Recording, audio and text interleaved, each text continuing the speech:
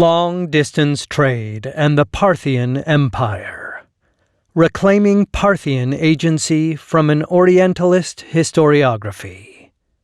By Evan J. Jones. Narrated by D.W. Draffin. Abstract. The Parthian Empire has long been disregarded in the historiography because of the relative scarcity of primary sources and the lingering effects of Orientalism which hang over the secondary sources that do exist. This thesis aims to refute the Orientalist practices that have thus far defined the rise and fall of the Parthian Empire and return their political and military agency. I accomplished this through a study of the Parthian Empire in relation to their control over the Silk Road and other long-distance trade routes, with particular effort placed toward linking the periods of success and failure within the Parthian Empire to the status of the long-distance trade routes and who dominated them at the time. I found that the periods of Parthian success and dominance in the Near East, particularly regarding their relations with the Roman Republic and Empire, correlate strongly with their control over the Silk and Steppe roads, as well as the rise and fall of the maritime spice route. In conclusion, this shows that the political and military history of the Parthian Empire is better understood in terms of their political-economic history than some vague Orientalist idea that the Parthians are destined to collapse simply because they are not Western. Chapter 1. Introduction and Historiography. In the 220s Common Era, the Arsacid Parthian Empire, under siege from within by rebellious Persians, collapsed, ending a nearly 500-year-old empire that, in its heyday, had not only resisted and rebuffed the advances of the Roman Empire, but had also presided over the creation of the Silk Road trade route, an infrastructural institution that united the Far East and Far West for 1,000 years and more. The Anglophone historiography surrounding Parthia is not extensive, but it forms the backbone of the myriad problems that exist when discussing this empire. In 1873, George Rawlinson wrote of the Parthian emperor and their Arsacid kings as a degenerate people who in their rule had become effete in their governance of Western Asia. Not only complicit in the decline and fall of their own empire, their incompetence had also allowed the West to conquer not only their territory, but that of all the Eastern people who, Rawlinson argued, looked to the Parthians for protection. For Rawlinson, the very tendency of the Parthians was to degenerate, their collapse attributable to a simple Orientalist understanding of the ancient world. The conclusion for Rawlinson was evident, and the answer was simple.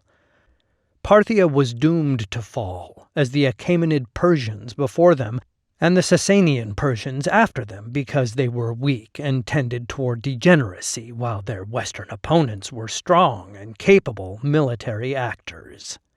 More than half a century later, in 1938, Nielsen de Beauvois revisited the history of Arsacid Parthia with his Political History of Parthia. Perhaps more even-spoken than Rawlinson, de Beauvois still gives no quarter to the empire he sees as degenerate. After the introduction, any time the Parthian collapse is mentioned, the empire is described as tottering and decrepit, in rapid decay, and a senile wreck whose ruler had no more power than tradition or his individual prowess could command. Suffice to say, the Parthian Empire does not fare well in de Beauvois' accounting. Malcolm College built directly on the works of Rawlinson and de Beauvois in 1967, with the last published book dedicated entirely to the history of the Parthian Empire. In The Parthians, College aimed for a more holistic approach to understanding the Parthian Empire, focusing less on the political blow-by-blow accounting of events and more on the social, religious, and economic facets of the empire. However, Even when branching out, the telling of Parthia is grim. Colege's Parthian Empire had been sadly undermined by generations of dynastic struggles, leading to a loss of political stability, which allowed for the Roman Empire to invade and wreak havoc upon the struggling Parthians. Though College did not come right out and say it, his conclusion is as clear as de Beauvois and Rawlinson before. The Parthian Empire was simply not fit to survive in its old age, enfeebled by its superior Western enemies, and doomed to collapse from within.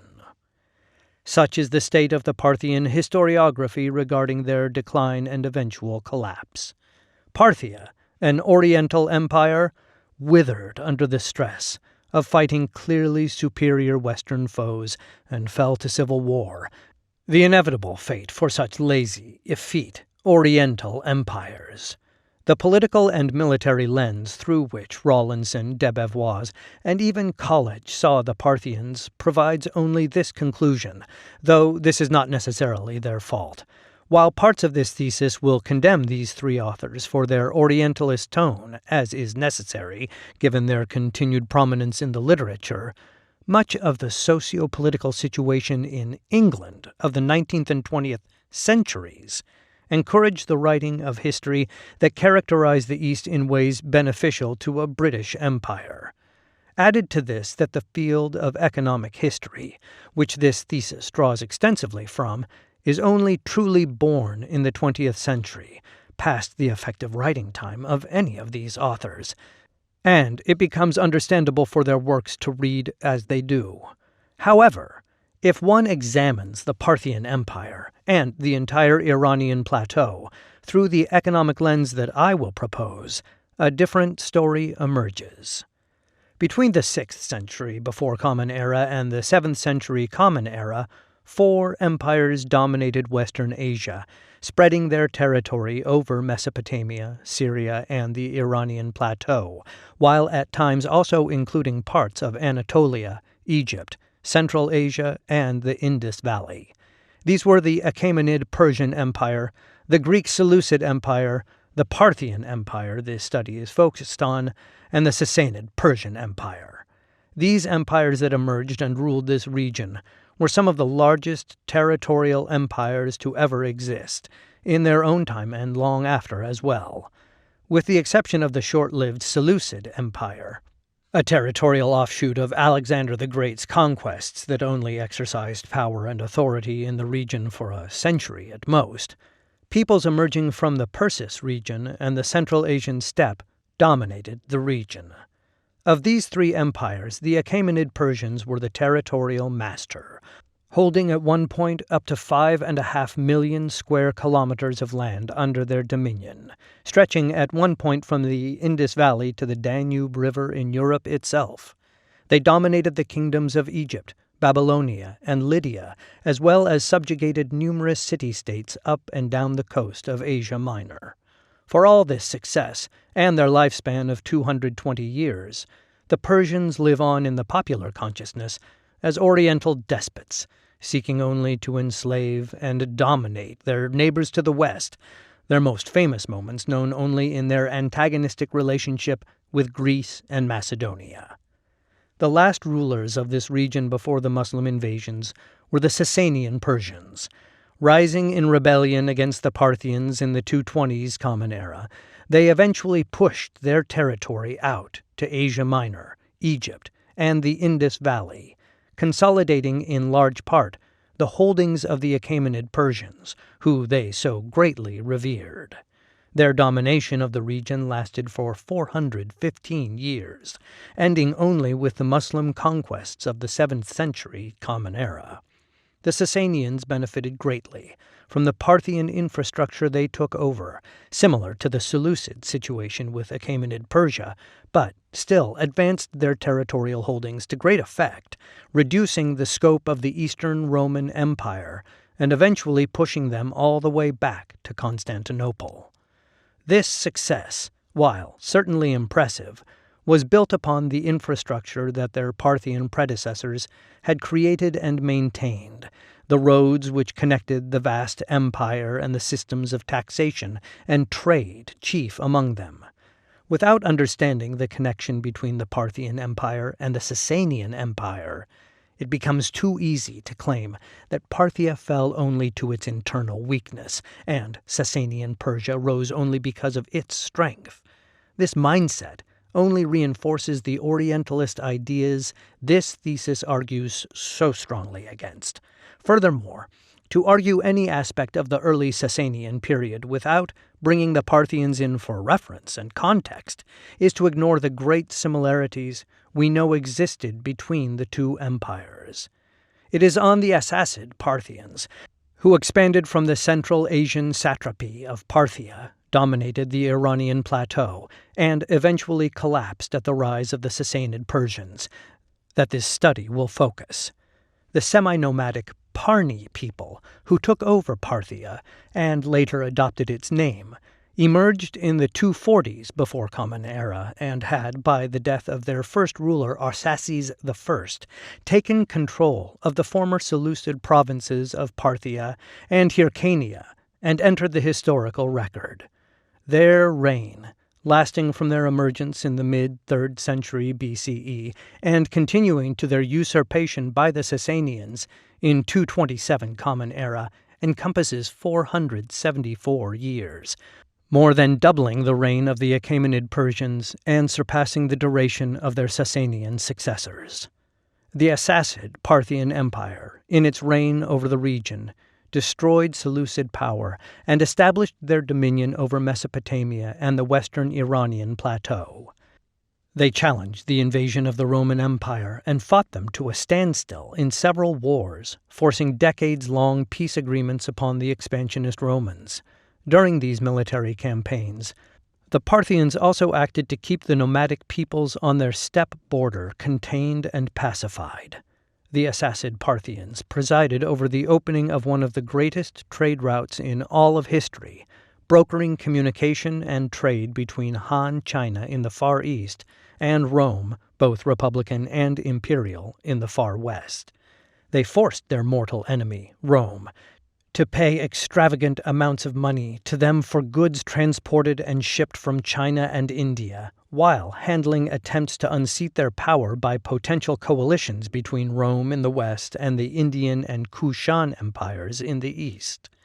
Though many Roman senators and later an emperor derided Parthia as weak, barbarous, and politically subservient to Rome, the Parthian Empire, in truth, represented the only imperial threat to Roman dominance in the Near East up to and including their collapse in the 220s Common Era. The Parthian Empire, the longest-lasting Iranian empire up to that point in history, challenged on one side by the might of imperial Rome and on the other by Kushan, Indian, and even Chinese power projections, was and is one of the most successful empires in the entire history of the Near and Middle East. Why, then, do the histories of Parthia treat the objectively successful empire so differently? In each of the three works I discussed, even when other ideas are proposed, the majority of text still deals with and traffics in the inherent implication that the Parthian Empire was doomed to fall simply because of their Orientalist tendencies. De Beauvois provides hints at a more nuanced explanation of Parthia's collapse, tracing their fall to the steadily increasing powers of the nobility and their feelings of self-importance. This idea, interesting as it may be, is only ever mentioned in the introduction to his political history of Parthia and never touched on again, leaving little to work with. Colleges, the Parthians, provides an interesting clue to the decline of the Parthians in regards to numismatics, showing that later in the Parthian Empire, full decadence was now all too apparent. In the quality of the coinage being produced, in metal and weight too, earlier numismatic standards were gone. However, for as interesting as these clues are, College goes no further in analyzing their significance, and they remain only clues that demonstrate the empire was in decline, and do nothing to elaborate why the empire was in decline. The problem that each of these historians is subject to when discussing Achaemenid Parthia is, as mentioned before, that they wrote during a period where Orientalism, the academic practice of shaping the East into a framework by which they are more easily dominated by Western powers, to a greater or lesser degree was accepted and acceptable. Originally conceived in relation to America, Britain, and France's domination of the Middle East and Muslim countries, the practice has its roots as far back as the first written history. Herodotus's Histories is devoted, with some extraordinary tangents, to exploring how the brave Greeks of the West were able to resist the advances of the perfidious Persians of the East, seeking to pillage and enslave all who resisted them. This pattern of Orientalist thought is fundamental in the creation of the broader historical narrative of the Near and Middle East. Orientalism is not just about how Muslims are effeminate, weak, and unable to govern themselves. It is about how the entire Orient, for all of history, has been effeminate, weak, and unable to govern itself. It is for this reason that formulating and arguing a different explanation for the decline and collapse of Parthia is important. As of now, the best that any Anglophone historian has put forth towards the fall of an empire nearly 5 centuries in the making is that Parthia was militarily strong and efficacious in the defense of its territory up until the beginning of the 2nd century Common Era. After this point, they became suddenly unable to defend their territory or exercise their political will as before because it was in their nature to degenerate.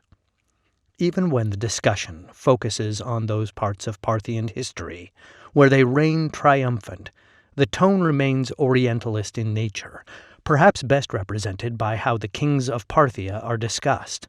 The strength of Parthia, when historians accept such a notion is possible, does not come from any particular institution or social idea like the Roman Senate, Athenian popular assembly, or even the dual kingship of the Spartans. Rather, Parthia's strength derives only from certain individual kings who imbued the entire empire with their own charismatic rule. Instead of judging the leadership of Parthia in aggregate, as we do in such broad strokes for polities like the Roman Republic and the Athenian democracy, the kings of Parthia are instead judged like a modern historian may describe the leaders of dictatorships, taking power and ruling through their charismatic charm, leaving their state to collapse directly after their death due to its instability. This despite the irrefutable fact that Parthia's leadership in aggregate guided the empire through nearly 500 years of existence. A Spartan king may be strong or weak, a Roman emperor powerful or pitiful, but no reasonable historian would place the entirety of praise or blame upon that individual for the fate of the entire state. The reasonable historian recognizes that the structures behind the figurehead are far more important in describing the rise, decline, and fall of states and empires than the actions of any one individual who may hold power at any point. Yet, for all that the great man theory of history has fallen in popularity among historians of Greece, Rome, and the Mediterranean, the same consideration has not been given to the empires of the Iranian plateau. While the Roman Empire is lauded for the strength of its republican institutions, its military formations, and its systems of taxation, the Parthian Empire is derided for its weak leadership, the lackluster accounting of any particular Achaemenid king to blame for any diplomatic failure or loss of territory. This is the case, of course, when the Parthians are allowed any measure of agency in their affairs at all. The deprivation of agency is one of the most effective tools to marginalize a target group. When historians view the Parthian Empire, it is often not as an active entity complete with unique social and political customs, but as a secondary entity to the Roman state, with its only importance in contextualizing Roman achievements and failures. With this mindset, it is easy to accept and perpetuate the claim that the Achaemenid Parthians fell from power because they were steadily weakened through extended conflicts with Roman expansionism. This is because the narrative that Parthia is included in is one of military conflict with Rome and is fundamentally subservient to the goals of exploring Roman history.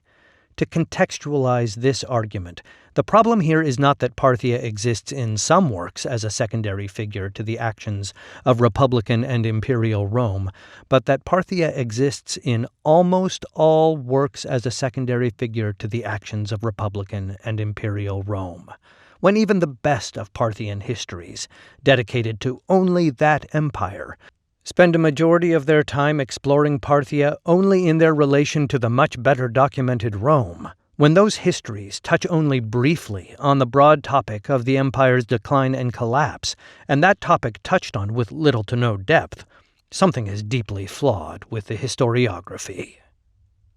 Why is the history of Parthia treated as such by modern historians? The answer can only be partly placed upon the shoulders of Rawlinson, de Beauvois, and College. Their Orientalist perspectives are, if nothing else, understandable for the time in which they were written. Edward Said, who heavily criticized this trend of Orientalism in academic history, only published his book in 1978, more than a decade after College's The Parthians came out.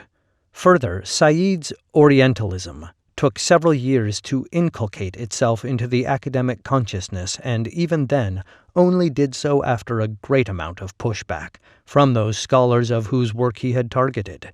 Simply put, Rawlinson and de Beauvois wrote their pieces during a different time, during the final gasps of colonialism and the rising tide of decolonialism.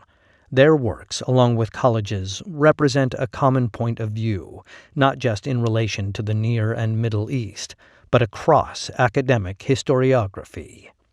In fact, when focusing in on Parthia and its fall, it becomes very understandable why so little emphasis was placed upon the empire's decline and collapse. There was already an accepted understanding for why Oriental empires fell, that had been in place for decades, if not centuries. Orientalism, in the historiography of the East, provided the blueprint for the life of the despotic Oriental monarchy, a blueprint which inevitably ended in centralized power fragmenting as the effete, lazy, natural tendencies gave way to excess, degeneracy, and civil war. Why make an argument which only agrees with all the common thought of the time? Rawlinson and de Beauvois' readers knew why Parthia fell. That was obvious. They wanted the political blow-by-blow of the empire. College's readers knew why Parthia collapsed. They wanted to know about the art and culture of, as Rawlinson titled his work, the Sixth Great Oriental Monarchy. The difference between Parthian history and other histories is that those other periods of history, even other Near Eastern history, have continued to attract attention in the Anglophone world. Parthian historiography, in comparison, at least in the Anglophone world, essentially stopped in 1967 after College's publication. There have been isolated articles published on Parthian art or their views on religion. Maria Brosius's The Persians dedicates a chapter to the Parthians, but remains only an introductory piece. Beyond these works and brief mentions in the histories of neighboring empires, the Parthians have been largely forgotten in the English historiographical tradition, and as a result, the Orientalist theories of Rawlinson, de Beauvois, and College are cemented as the existing definitive works on Parthia. This stagnancy in the English academic tradition may also have its roots in the broader idea of Orientalism, spreading even beyond Parthia or Persia and into how the entire field of Near Eastern history is studied.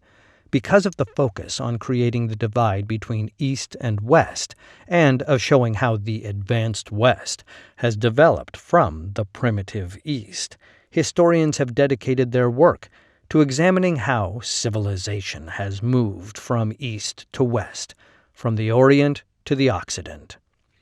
This focus, by its very nature, preferences certain Near Eastern histories over others, depending on how strong the link is between that kingdom or empire and its causal links on the development of Western civilization. The civilizations of Mesopotamia and Egypt are therefore important as cradles of civilization, while Achaemenid Persia, Parthia, and Sasanian Persia are not, because the torch of civilization had already passed from the Orient to the Occident, leaving those empires of the East to stagnate. Therefore, the history of Parthia is unimportant, because it does not add to our understanding of how Greece or Rome came to power. The decline and collapse of the Parthian Empire holds no value, and it is therefore ignored. Within this thesis, I will revisit the history of the Parthian Empire, their rise, consolidation, decline, and collapse, and will provide an alternative methodology for understanding the Parthians that goes beyond the simplistic Orientalism that has haunted the retelling of this period of history. Through this inquiry, I will repudiate the ideas of Parthian degeneracy or weakness that has so plagued discussions surrounding them. With this in mind, the theory that I propose to explain, the Parthian decline and collapse, is one not rooted in assumptions of a people's inherent capabilities or vices, but rather in a broad economic understanding of that empire's life. This theory, though ignored in every history of Parthia I have come across, should not be surprising in the least for an empire that sat upon one of the greatest trade routes in history and facilitated the trade of vast amounts of goods and capital between the Han Chinese Empire and the Roman Empire. I propose that the reason the Parthian Empire was able to fend off intermittent invasions by the Romans, nomadic peoples, and the occasional revolt while expanding their territorial holdings and political reach for the majority of their history is that between 125 before Common Era and circa 100 Common Era, the Parthians held mastery over the Silk Road and its operation. From this mastery, they were able to extract enormous amounts of wealth from the trade passing through their territory that could then be used to pacify their subject peoples, pay for the mercenaries so often used by Iranian civilizations to augment their forces and fight wars, while also building and maintaining the burgeoning infrastructure project that the system of royal roads represents. For an empire sandwiched between expansionist powers on both their eastern and western borders, they required all the wealth they could amass. After all, the sinews of war, money in abundance. And money was one thing the Parthians in their prime were overflowing with.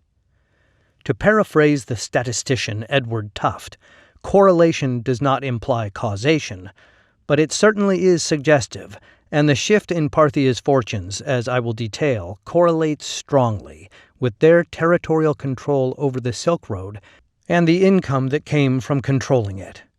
Around 100 Common Era, two major changes occurred that I argue disrupted the Parthians' control over their section of the Silk Road. First, the Kushan Empire rose out of northwest India, expanded north to Central Asia and south to the Arabian Sea, essentially cutting through the primary path of the Silk Road trade from China to Parthia. Second, having solidified their empire in the 1st century Common Era, Rome expanded their shipbuilding and road infrastructure in Egypt, allowing a more full-fledged trade operation to emerge from the Red Sea to India. This facilitated direct trade with Indian and Kushan traders who were, because of the Kushan expansion, funneling the luxury goods that Parthia needed to trade directly to the Roman traders waiting at the Arabian Sea.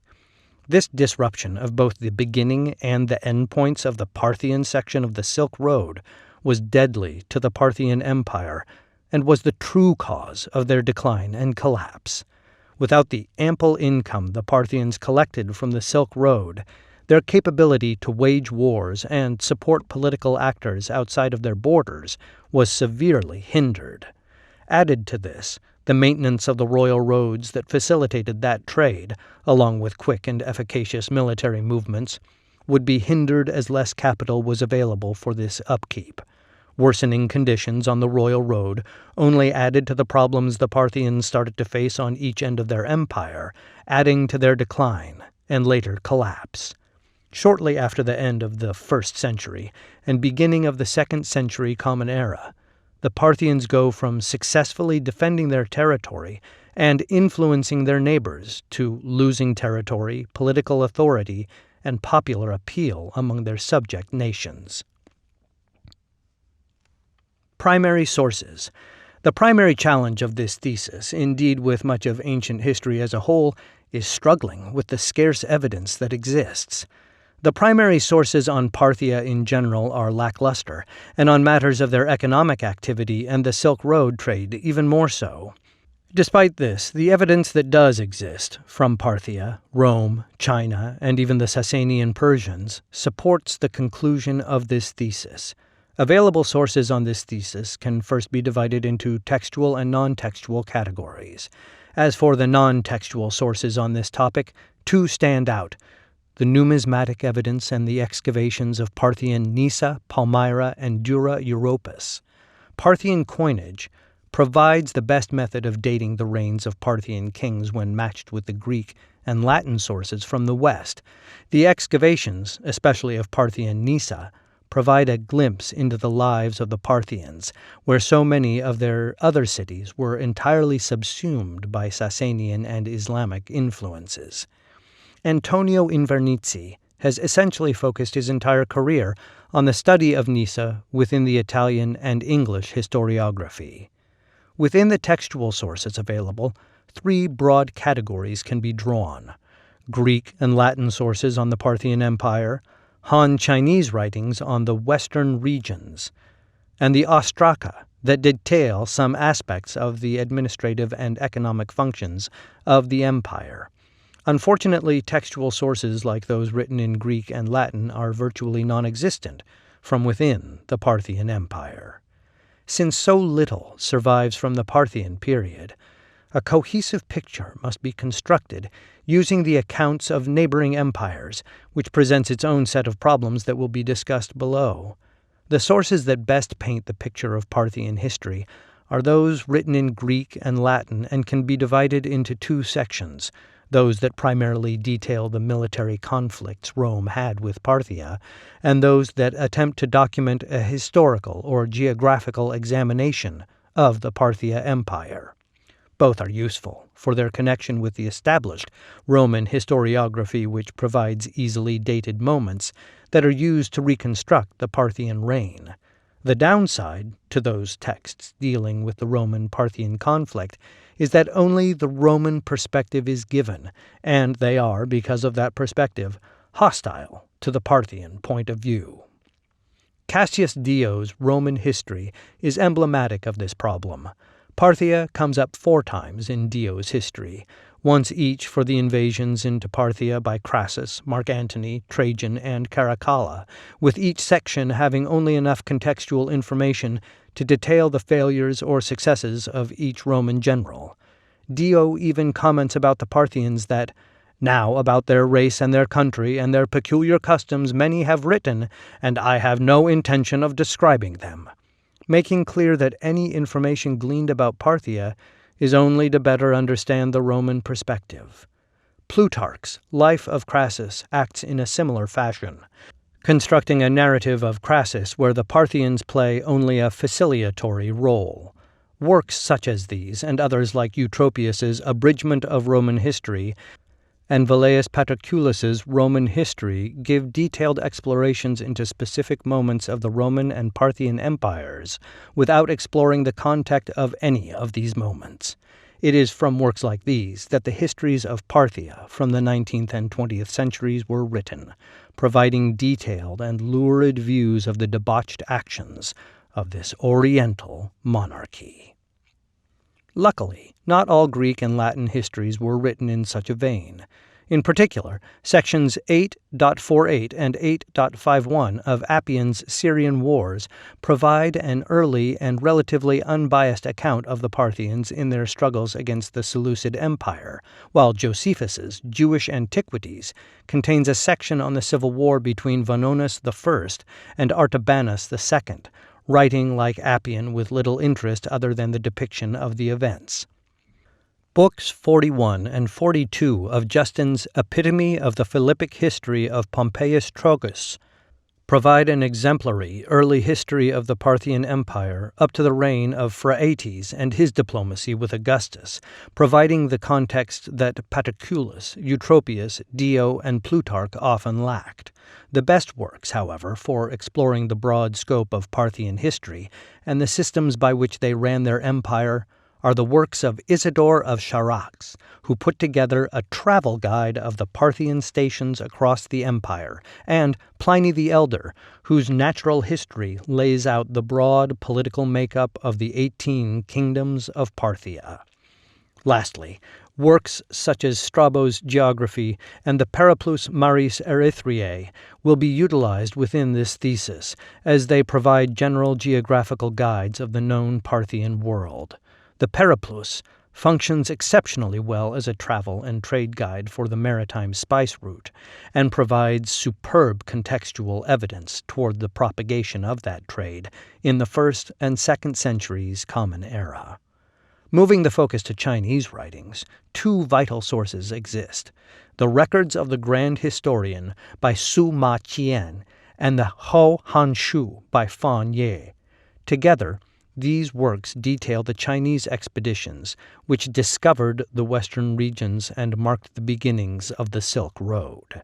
Both deal with the opening of trade and communication between Han China and the West in the late 2nd and early 1st centuries before Common Era.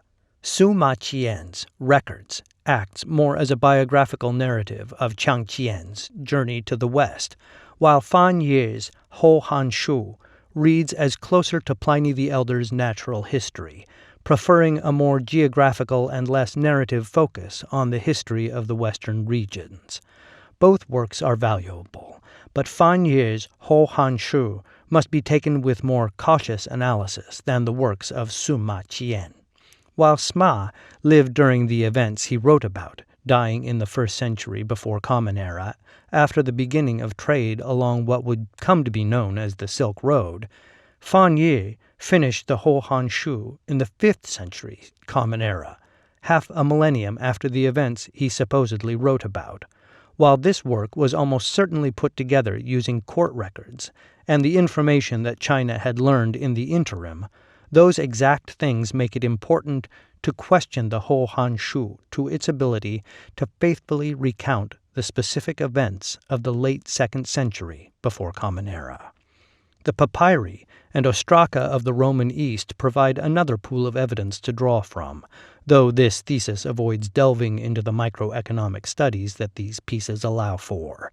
The best source of this evidence comes from Egypt and the maritime spice route, but limited sources can be found from other sectors of the Roman East.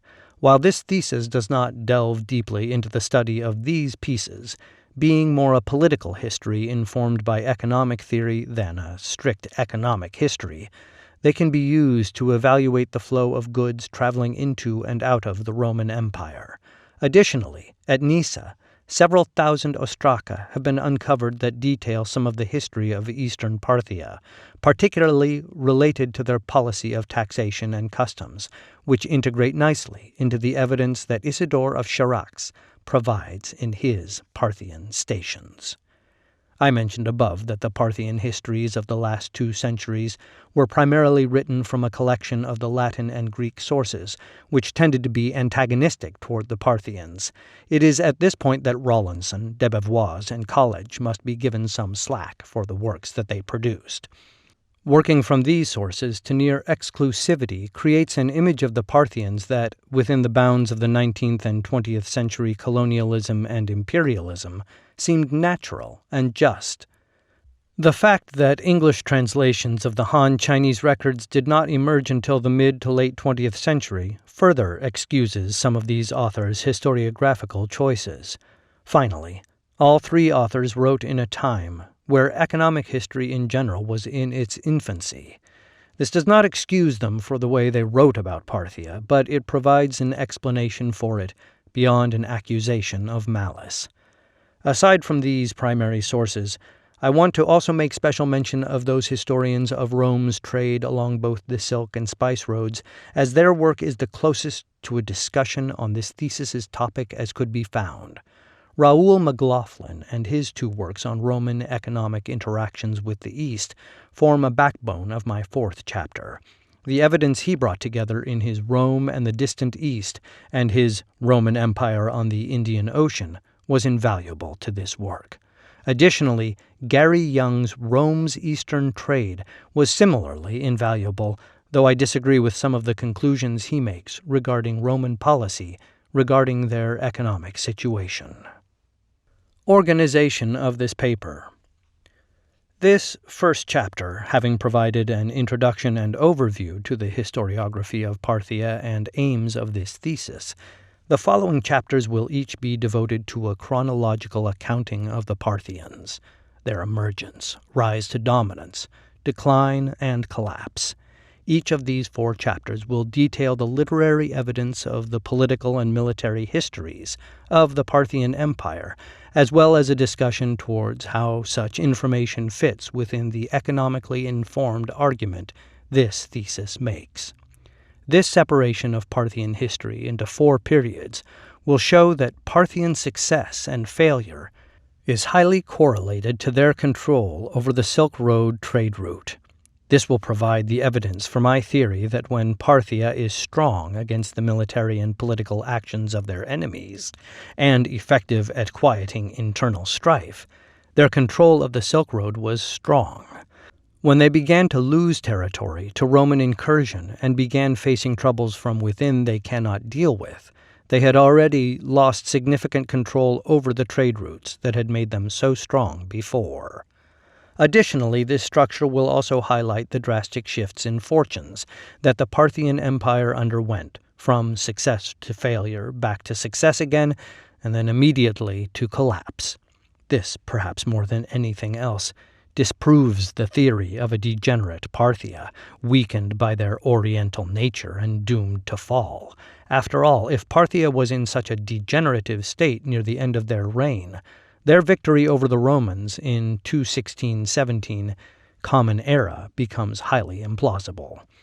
Finally, my conclusion, along with discussing the further paths of this research, will also document the birth of the Sasanian Empire and how their emergence fits within the economic theory this thesis presents. The second chapter and first period will focus on the emergence of the Parthians and their rise to dominance, first as a kingdom in the northern Seleucid province of Parthia and Hyrcania, and later as rulers of the entire Iranian plateau. Dating between the reigns of Arsaces I, 247 to 217 before Common Era, and Artabanus I, 128 to 124-23 before Common Era, this period witnessed not only the beginning of diplomatic relations between Parthia and Rome, but also the beginnings of trade on the Silk Road as Han China sought military and economic aid against their own enemies. These 2 relationships defined the Parthian Empire for much of their history and dominated the narrative of their second period. The third chapter and second period, beginning with the rise of Mithridates II, 124-123 to 88-87 before Common Era, as king, and ending with the death of Vologeses I, 51 to 76-80 Common Era, brings the consolidated might of the Parthian Empire to bear on an expansionist Roman Republic, raising tensions across their mutual border along the Euphrates River, and multiple times escalating to declared war. During this period, Parthia challenged Rome to territories in both Syria and Armenia, claiming several extraordinary victories in the former and establishing political dominance in the latter.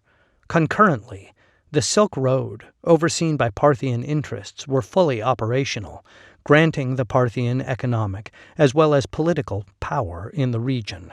In short, this period saw the Parthians at their most militarily successful in their conflict with Rome.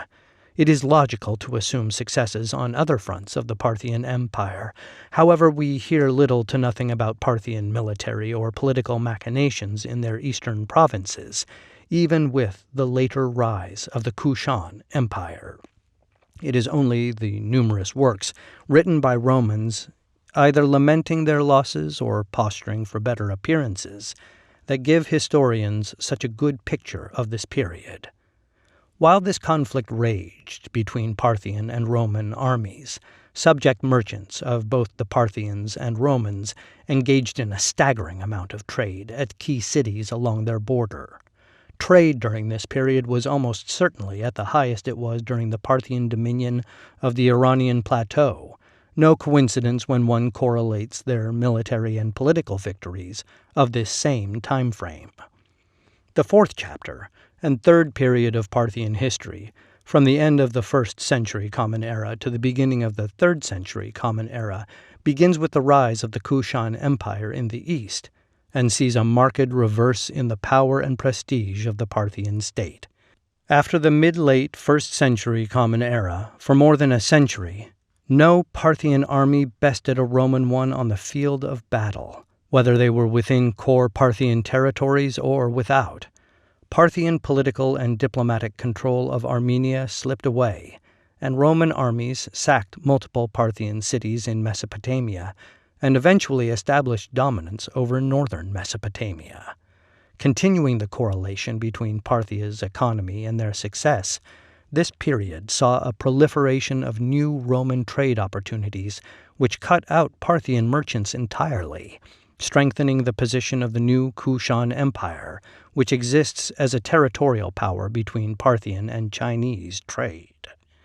The 5th chapter and final period of Parthian history is the shortest of the 4, lasting at greatest extent 20 to 30 years, and comprising the last war between Parthia and Rome in 216-17 Common Era and the revolution of the Persians under the Sasanians, which overthrew the ruling Assassid Parthians. I am designating this a separate and distinct period in Parthian history because of its importance to the narratives surrounding Parthia's decline and fall. Simply put, the success Parthia had over the Roman Empire in 217 Common Era is comparable to their earlier victories over Crassus and Mark Antony in their second period. Within the narratives of Rawlinson, de Beauvois, and College, this is an improbability of such a scale that it is unacceptable. The degenerate, weak, Oriental Parthian Empire of the classic histories could not have been able to not only best Rome on the field of battle, outside their core territory in Armenia, but also extract indemnities totaling millions of sesterces of silver from their enemy. In this chapter, I will explore the Antonine Plague, the reduction in Roman trade opportunities, and the resurrection of the steppe route trade. Within this economic lens, one sees a resurgent Parthian trade system which not only granted them the capability to wage such a war, but also the motive to do so. Though the political and military histories of each of these periods are important tools to frame my economic argument, it is the focus on the Silk Road that provides the evidence through a study of its rise and fall in importance through the Parthian reign. Laced throughout each of chapters 2 through 5 will be an examination of the beginnings of the Silk Road along with its neighboring routes which facilitated trade between Asia, Africa, and Europe. Part and parcel of this correlation will be the Kushan Empire and the Roman maritime spice route trade, which spell the end of Parthian economic dominance and the cause of their decline and collapse. The 6th and final chapter will explore the 3rd and 4th centuries Common Era and act as a post-mortem for the Parthians while exploring how their successors, the Sasanian Persian Empire, used the economic might of the Silk Road to ascend back to a place of power in the region. The Sasanian Empire provides in its history counterpoints to many of the arguments made against the Parthian Empire, particularly the argument of the fractious nobility tearing the empire down, and this chapter will explore those ideas and show why they have little to commend them. By the end of this thesis, I aim to rehabilitate the Parthian Empire by returning to them a sense of autonomy and agency. By viewing their history through this economic lens, the the Parthians ceased to exist solely as an Orientalist monarchy, doomed to fail because of their nature, and become instead an agent in their own affairs, as they always were.